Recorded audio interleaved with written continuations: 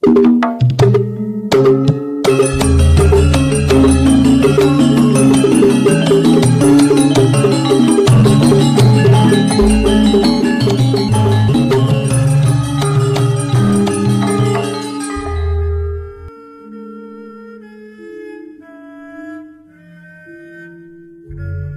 Ibu, para kadang kinasih simbah-simbah lan adik-adik, para rama suster bruder berkah dalem Gusti, sugeng rawuh wonten ing PDSK channel menika. Kados pundi kabar panjenengan? Mugi-mugi bagas kasarasan kesehatan kawilujengan tansah mengku kula panjenengan sami anggenipun nglampahi gesang ing dinten menika. Lan mugi-mugi lumantar panglimbang basa Jawi waosan Injil kula panjenengan sansaya saged gayuh iman kapitadosan ingkang leres lan mantep. Langkung-langkung anggenipun kula panjenengan sansaya ngraosaken pangreksa dalem Gusti tumraping gesang kula panjenengan. Gusti Yesus ingkang rikala semanten sugeng wonten ing alam donya lan kondur malih wonten ing swarga mikrat dhateng swarga tetep ngreksa lan ngamping-ngampingi gesang kula panjenengan lumantar Hyang Roh Suci daya kekuatan ilahi. Lan daya kekuatan ilahi menika ingkang tansah bingkas sakathahing piyala lan maneka warni ingkang ngarubiru gesang umat manungsa. Temtu kanthi kula panjenengan wantun tinarbuka dumateng daya kekuatan ilahi menika, kula panjenengan saged ngraosaken pangreksa dalem Gusti. Ananging kula panjenengan nggih kedah ngakeni bilih ngraosaken pangreksa dalem Gusti kanthi mbikak diri lan gesang kula panjenengan menika nggih boten gampil, awit tuntutan lan pepinginan gesang kula panjenengan ing alam donya sok-sok langkung luwih krasa, langkung luwih mendesak kangge kula panjenengan. Mila kadangkala yen awake dhewe duwe utang umpamane terus wayahe wis nyaur ning kok urung ana dhuwit, yen awake dhewe nyuwun Gusti mesti ya ora bisa langsung diparingi sakdeg saknyek. Termasuk yen kula panjenengan umpaminipun gerah ya ora bisa sakdeg saknyek disebul-sebul mari. Wonten proses, wonten perjuangan, wonten kerjasama kalian Gusti. Waosan Injil dinten menika paring pitedah dumateng kula panjenengan sami kados pundi Gusti Yesus ngamping-ngampingi para murid rikala ngadepi praharaning gesang, rikala nembe perjalanan wonten ing tengah lautan. Prahara menika lajeng dipun sirep dening Gusti. Menika dados pratandha bilih praharaning gesang kula panjenengan yen awake dhewe percaya marang Gusti, Gusti yo bakal paring pitulungan, Gusti yo bakal paring sirep. Pramila monggo kita pirengaken sabda dalem Gusti ing dinten menika lan kita wiwiti kanthi sembayang sawetawis. Konjo ing asma dalem Hyang Rama saha Hyang Putra tuwin Hyang Roh Suci. Amin. Suawi sami munjuk. Gusti Yesus sabda dalem Hyang Rama ingkang sampun manjalma, mugi karsa ngandika dhateng kawula wonten ing asepen ing telenging manah kawula. KBKO kegiatan lan panglipur ingkang manjing ing sabda dalem kapenuwana kawula mawi ing kawicaksanan dalem. Mugi-mugi srana anggen kawula maos lan mirengaken sabda dalem kawula sansaya nunggil ing sampeyan dalem. Amin. Waosan Injil kapethik saking Injil Matius bab 8 ayat 23 ngantos dumugi 17. Nalika samono Gusti Yesus minggah ing prau lan para murid banjur padha nderek. Dumadakan sagarane kocak lan ombake ngapyuk-ngapyuk mlebu ing prau. Dene Gusti sare. Para murid nuli padha mara lan mungu Gusti ature. Gusti nyuwun tulung, kula sami katiwasan. Gusti nuli ngandika, ya kene padha wedi wong cupet ing pengandel. Gusti terus jumeneng lan dawuh marang angin lan sagara lan saknalika sirep.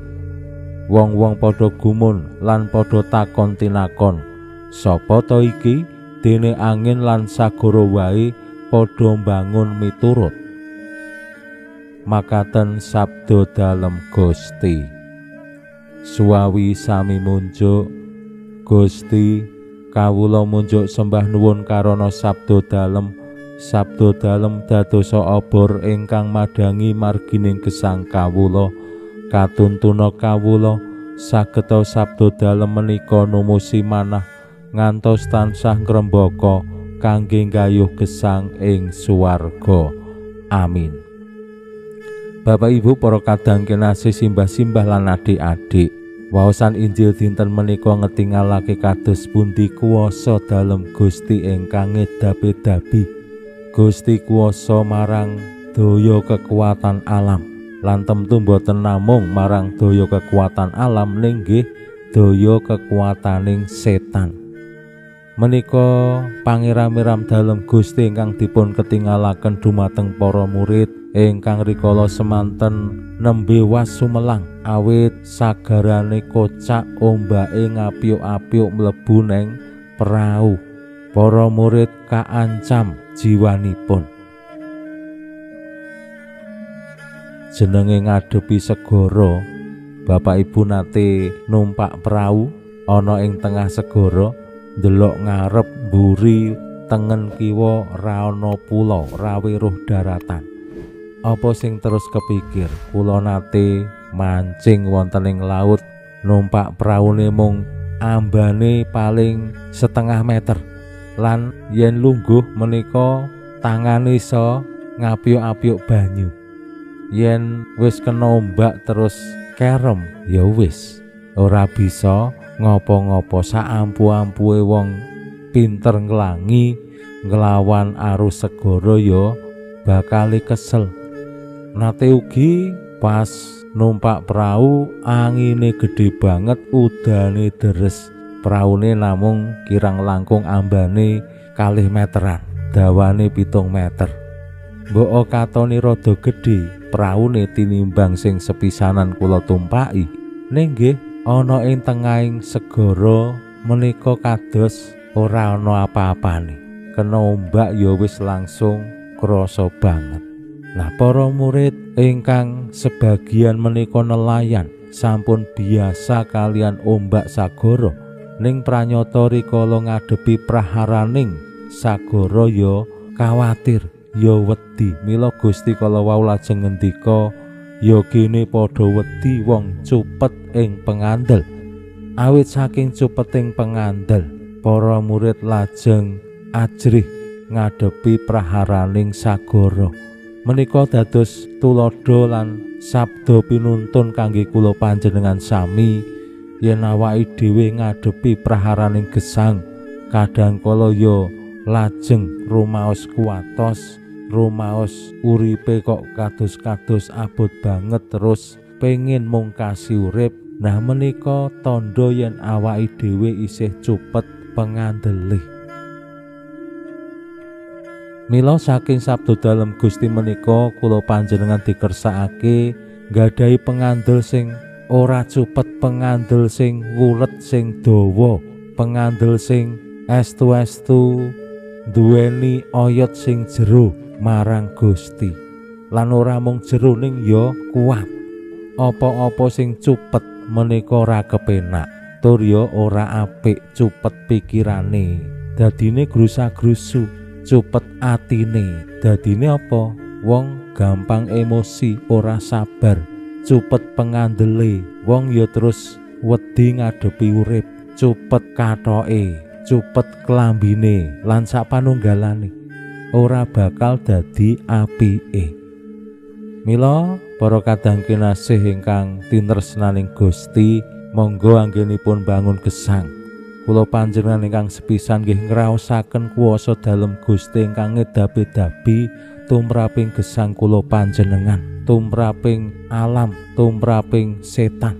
Gusti sampun ngawonaken sedaya menika wonten ing sangsara seda dalem lan wungu mekrat dalem dhateng swarga. Gusti sampun dados nata agung ingkang nguasani samukawis. Mila yen kula panjenengan pitados ing Gusti lan nderek Gusti kanthi setya, temtu Gusti boten badhe nglirwakake awake dhewe.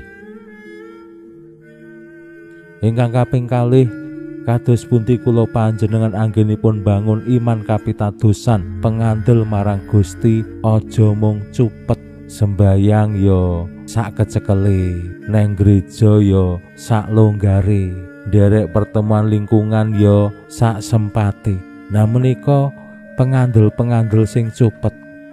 Pinuji Allah sak menika sarta ing salami-laminipun. Salam sehat, salam bahagia, salam katentreman. Lan mugi-mugi lumantar panglimbang dinten menika kula panjenengan tansah jinangkung ing berkah dalem Gusti ingkang Maha Kuwasa, Hyang Rama, Hyang Putra, Tuwinjang Roh Suci. Amin.